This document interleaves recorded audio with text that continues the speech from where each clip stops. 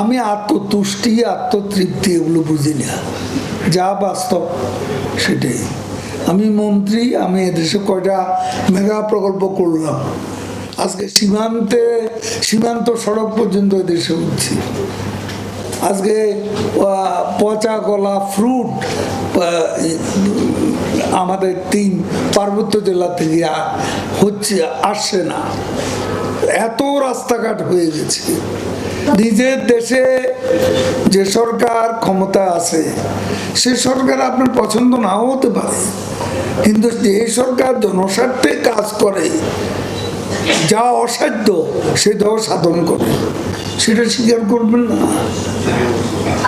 আমার হাতে কি জাদুঘরি কোনো শক্তি আছে যে আপনি যা বলবেন সবই একসাথে হয়ে যাবে? ওয়েট করুন, সবই হবে।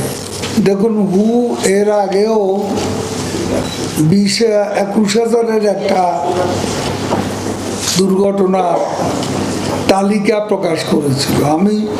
সেটা আমি প্রতিবাদ করেছিলাম যে এটা সত্য নয়, এবং তারা এটা প্রমাণ করতে হবে তারা কিভাবে 21,000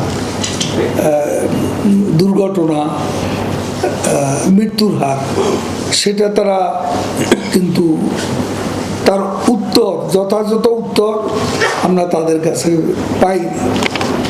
এই বছর আমাদের যেটা বিআরটিএ থেকে যেটা বলা হবে সেটা আমার কাছে একটা বিবরণ আছে। জানুয়ারি 23 থেকে ডিসেম্বরের 23 তারিখ মোট দুর্ঘটনার সংখ্যা 5,495, আর এই দুর্ঘটনা মৃত্যুর হার 5,024, আহতের সংখ্যা 7,495। আমার কাছে এটা আছে।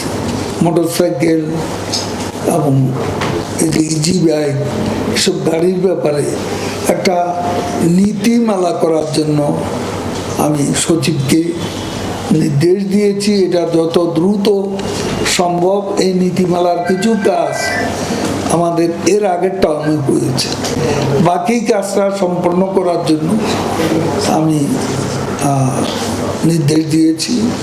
অনেক জায়গায় আমি জনপ্রতিনিধির সাথে যারা বাধা দেয় তাদের বাধাটা আমি কিন্তু দূর করতে পেরেছি। আবার কোনো জায়গা হয় না, সবাই ভোটের রাজনীতিটা আমাদের দেশে, যেমন ধরেন এই যে একটা ইলেকশন হয়ে গেল, এই সময় কিন্তু এইসব গাড়ি যে নিষিদ্ধ 22টা সড়ক বেশি চলেছে, কোনো নিয়ম কারণ সময়ের কোনো তোয়াক্কা করেন। সত্য, বস্তুনিষ্ঠ ও নিরপেক্ষ দৈনিক জনবাণী।